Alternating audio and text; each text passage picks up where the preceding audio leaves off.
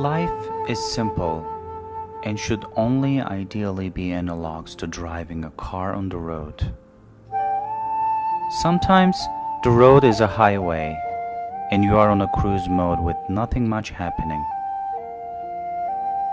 The ride is easy and soothing.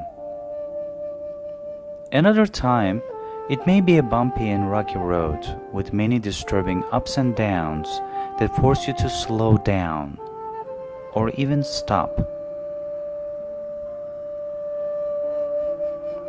Just like with people in your life, there might be other cars surrounding you at times. Sometimes, you might feel you are stuck in a traffic jam and cannot move forward. You may feel penned in. What about some mad drivers who would cut you off? Perhaps even crossing the lines carelessly and putting you in a dangerous situation at times. Could you think of taking any such risky behaviors in life? Could you find any similarities to your driving experiences, such as texting or talking on the phone while driving? Life can include such risky behaviors. It could seem not important but potentially creates significant trouble in your life when it happens. Let's go back to some mad drivers and think about some similarities that may occur in your life. Some disturbing moments during your life journey. Think about your boss, your neighbor, your colleague, your staff, your siblings, your parents, your boyfriend, or your girlfriend. Some of them will eventually take the next exit or the following, and you may not even see them over the course of entire life. Conversely, some of them will stay in your life for a longer period of time, even until the last day of your existence. So what would you like to do then? Yes, keep it simple. Life is sweetest when lived simply. Speaking of a bumpy road, what if you encounter a roller coaster situation where you are attached to another car like a wagon in a roller coaster ride? It's like a kind of ride where you feel you can't even control the experience. How many times have you thought that some of the people around you have tried to create a roller coaster where they pulled you in and didn't let you get out of that turbulent situation? When you see a roller coaster, you have two options. You can jump in and become a part of it, or stay out of it and just observe. You could imagine the difficulty of not being able to get off if you're already immersed in it. Perhaps that's why you eventually would feel sick. And as time passes, even worse, until you're able to stay out of that particular drama.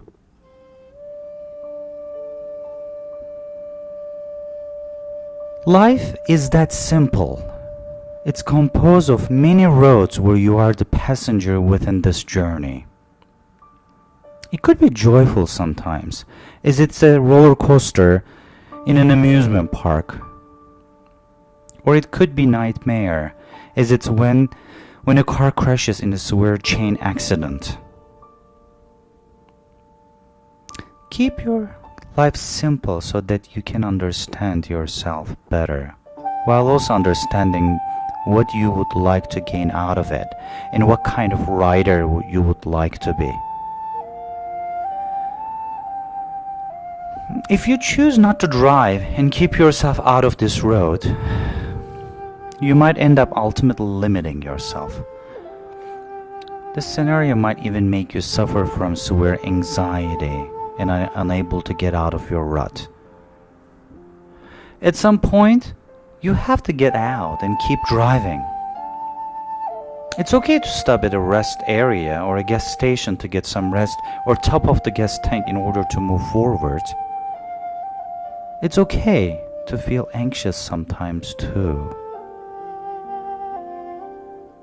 You will learn how to drive and gain more experience during each chapter of your journey. You will learn how to avoid any distraction that could significantly challenge the narrative of your journey. This life will make you grow stronger for sure. However, if you choose avoidance as your coping strategy, it will only serve to pile up more bricks and create taller walls around you. At that point, you would eventually find yourself alone again.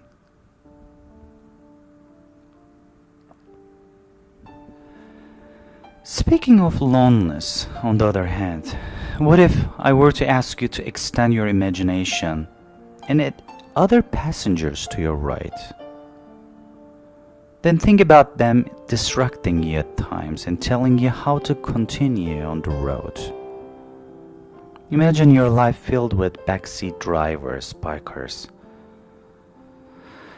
While keeping it simple, I would be curious to know what you would think about your communication when shared with others during your journey. Communication is the key to it all, the simplest key you would need to have, even to start your engine. Not knowing how to use this key can hinder you from moving. Not being able to communicate with others would only create speculations about what you would hypothetically think of each other.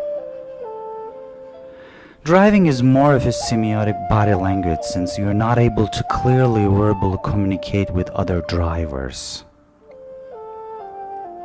The interpretation of each behavior by only using body language would only create more suspicion and distrust, which would further feed the feeling of disconnection. I'm sure you're familiar with people in big cities filled with rage while driving. How likely are drivers in big cities to run into each other again versus drivers in small town? That's why I always think that feelings of loneliness and anonymity fuel such feelings of disconnection. Thus, connection in real life is paramount. We would like to know how much we need each other and how much we would be able to for each other under all circumstances. The ideal balanced life is simple. Sometimes it's about negotiation and compromising instead of selfish opportunism. Listening is golden. Active listening has the quality of a diamond. Have you ever practiced active listening?